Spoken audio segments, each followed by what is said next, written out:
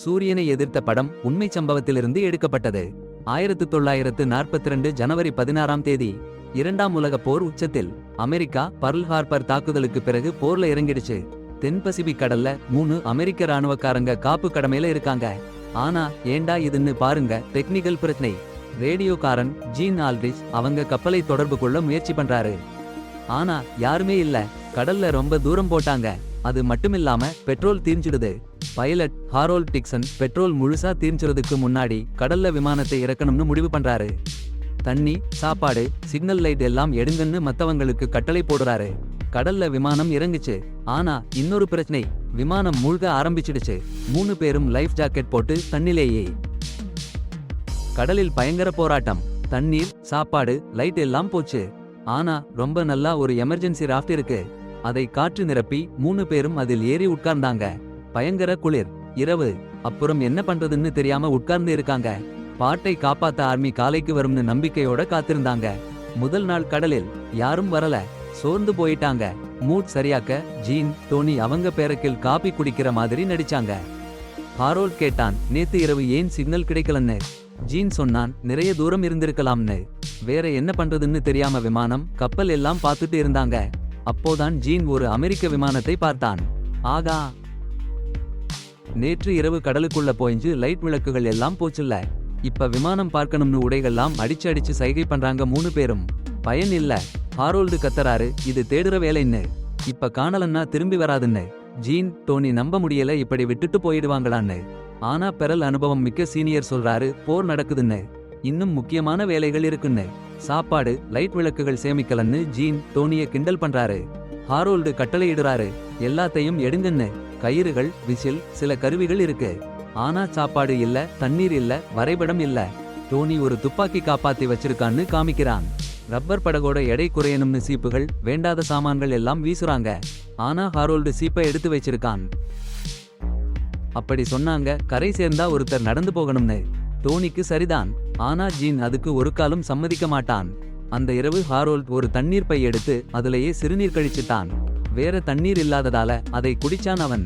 Gene வாந்தி வருதுன்னு சொல்லிட்டு கஷ்டப்பட்டு தூங்கிட்டான். இரண்டாவது நாள் கடல்ல கிடக்குறாங்க. ஜீன், டோனி கேஃபி குடிக்கிற நாடகமா ஆரம்பிச்சிட்டாங்க. ஹாரோல்ட் காற்று வீசுறத பார்த்து அந்த பக்கம் அமெரிக்க தீவு நோக்கி போகலாம்னு முடிவு பண்ணிட்டாங்க. நூற்றுக்கணக்கான மைல் தூரம், வாரங்கள் ஆகும். மீன் பிடிக்கலாம்னு முடிவு பண்ணாங்க. முன்னாடியே இருந்த கயிறு, துப்பாக்கியில இருந்த கம்பி எல்லாம் சேர்த்து மீன்பிடி கம்பி செஞ்சு தண்ணில போட்டாங்க. உடனே ஒண்ணு குத்திட்டுது. ஆனா கீழே இருக்கிறது கயிறையே கடிச்சு புசிச்சிடுச்சு. சட்டன்னா ஜீன் வெயிலையும் காத்திருப்பையும் தாங்க முடியாம உடனே லைஃப் ஜாக்கெட் போட்டு கடலுக்குள்ள குதிச்சுட்டான். பாருங்க நீர் எவ்வளவு குளிர்ச்சியா இருக்குன்னு. அங்கேயே சந்தோஷமா ஆரம்பிச்சுட்டான். ஆனா அங்க ஷார்க்ஸ் இருக்குன்னு ஹாரோல்ட் கேக்குறாரு. அப்படியே உடம்போட்டு திரும்பி வந்துட்டான். ஹாரோல்ட் சொல்றாரு, நீர்ல குளிர்ச்சியா இருக்கலாம், ஆனா ரஃப் பக்கத்திலேயே இருக்கணும்னு. நதாவது நாள் வெயில், பசி, தாகம் எல்லாம் அவங்களை பாதிக்க ஆரம்பிச்சிடுச்சு. டோனி கடல் நீர் கொஞ்சம் குடிச்சா என்னன்னு யோசிக்கிறான்.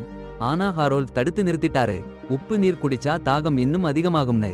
சடாரென்னு ஹாரோல்ட் சந்தோஷத்தோட கத்துறாரு, பென்சில் கிடைச்சிடுச்சுன்னு. அவரு ஞாபக சக்தியையும் கம்பாசையும் வச்சு ஒரு படம் வரைஞ்சிட்டாரு.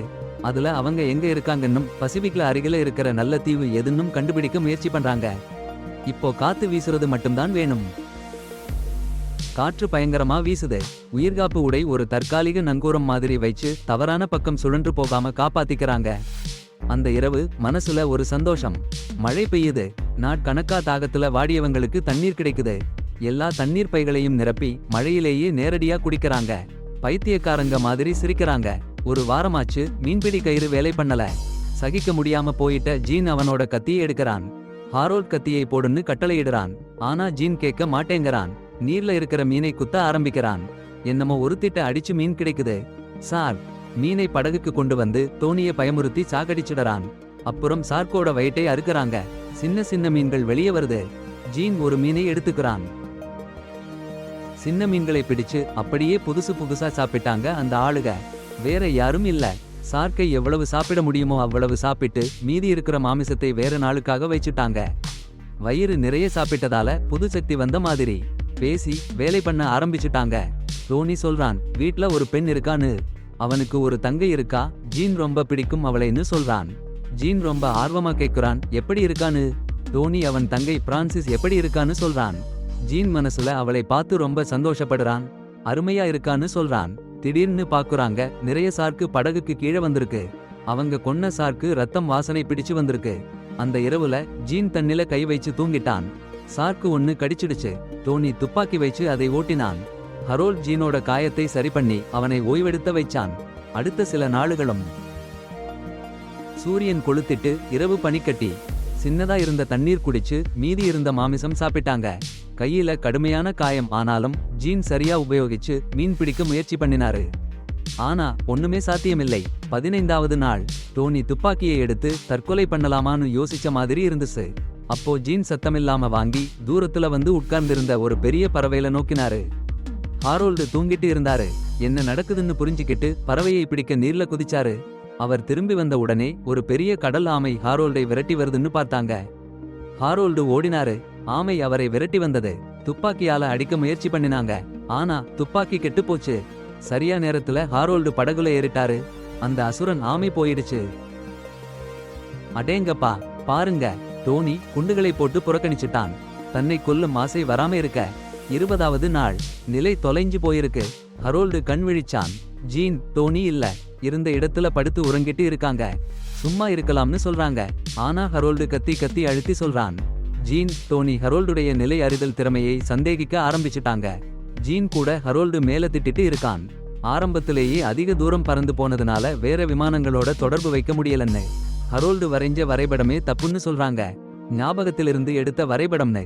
ஆனா ஹரோல்டு சொல்றான், இப்போ சுத்தி சுத்தி தீவுகள் இருக்கணும்னு. டோனிக்கு தீவுகள் நினைவுக்கு வருது. ஜீன் கத்த ஆரம்பிச்சான். ஹரோல்டு தவறுனால தான் இப்படி போயிருக்கோம்னு. ஹரோல்டு மறுபடியும் பறக்க ஆரம்பிக்கிறான். உண்மையிலேயே அவனுக்கு உறங்கிட்டே போச்சு. அவன் ரொம்ப தூரம் பறந்து போயிட்டான். கப்பலோட சிக்னல் காணாம போச்சு. அவன் தானே சொன்னான், தூங்கிட்டேன்னு. ஜீன், டோனி அதிர்ச்சியில உறைஞ்சு போச்சுங்க. ஹாரோல்டு மன்னிப்பு கேட்க ஆரம்பிச்சிட்டான். ஜீன் அந்த நச்சுல இருக்கிற மப் இருக்கிற லைஃப் ஜாக்கெட்டை எடுத்து ஹாரோல்டுக்கு கொடுத்தான். வீட்டுக்கு போக சொல்லி ஹாரோல்டு தற்காலிக ஓர்ஸ் பண்றான். சப்பாத்தி எடுத்து அதுல ஓட்டை போட்டு பேட் பண்றான். 30வது நாள் அவங்க மனசுலையும் உடம்புலையும் எல்லா உயிர் சக்தியும் காணாம போச்சு. சருமம் கருஞ்சிவப்பு கலர் ஆயிடுச்சு. கால்கள் நொந்து போச்சு. ஆனா அவங்க தொடர்ந்து ஒரு ஓரம் பேட் பண்றாங்க. ஒரு வாரம் போனாச்சு. இன்சூரன்ஸ் பணம் வீட்ல இருக்கிறவங்களுக்கு கிடைச்சிருக்குமான்னு யோசிக்க ஆரம்பிச்சிட்டாங்க. அந்த இரவு மழை பெஞ்சது. சட்டையை பிழிஞ்சு நீர் சேகரிச்சாங்க. நிறைய நேரம் கழிச்சு மின்னலும் இடியும். வானமே பிளந்து காற்று அள்ளி அடிக்குது. கொடும் புயல். கடல் கொந்தளிக்குது. ராட்சத அலைகள் படகு புரட்டி போடுது. அதிகாரம் பண்ணுற மழை. ஆனா அந்த படகை திருப்பி மறுபடியும் ஏறினாங்க. சரி, இப்போ குளிரும் மழையும் தான் சவால். கடந்த காலத்து நல்ல நினைவுகளை பகிர்ந்துக்கிட்டாங்க. அப்போ ஜீன் டோனியோட அக்காவை கனவுல பார்த்து காதல் வெளிப்படுத்திட்டான்.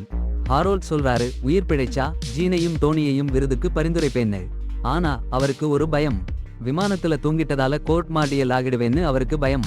ஆரம்பத்துல தூங்கிட்டதால தான் இந்த பிரச்சனை வந்தது. ஜீனும் டோனியும் அதை யாருக்கும் சொல்ல மாட்டோம்னு உறுதி கொடுத்தாங்க. எல்லாரும் சோர்ந்து போயிட்டாங்க. ஆனா டோனி எழுந்து நின்னுட்டான். இவ்வளவு நேரம் உயிர் பிழைச்சிருக்கோம், இப்படி சோர்ந்து போக முடியாதுன்னு. சரி, சக்தி இல்லாம ஓரிரு சிறிய தடவைகள் தண்ணீரை அடிச்சாங்க. ஒரு நாள் அவங்க கையில எல்லாம் ஒரு அதிசயம். ஒரு தீவு. அப்பப்பா, கடல்ல அலைஞ்சு அலைஞ்சு கடைசியா நிலம் தெரிஞ்சது.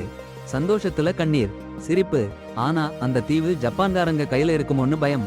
வேற வழி இல்ல. 34 நாள் கடல் பயணம். களைப்பு, மணல் கரை. முதல்ல நடக்கவே முடியல. ஆனா தள்ளாடியபடி ஒரு குடிசைக்கு போனாங்க. அந்த குறிப்பு, அது புக்காபுக்கா தீவு. அமெரிக்கர்களுக்கு நல்லது. 1000 மைல் பயணம். ஹரோல்டுக்கு கடற்படை பதக்கம். அவங்களை காப்பாத்தினதுக்கு. டோனி கடற்படையில சேவையில்ல. ஜீன் ரேடியோ ஆளா போர்ல சேர்ந்துட்டாரு. போர் முடிஞ்சதும் டோனியோட அக்காளை கல்யாணம் பண்ணிக்கிட்டாரு.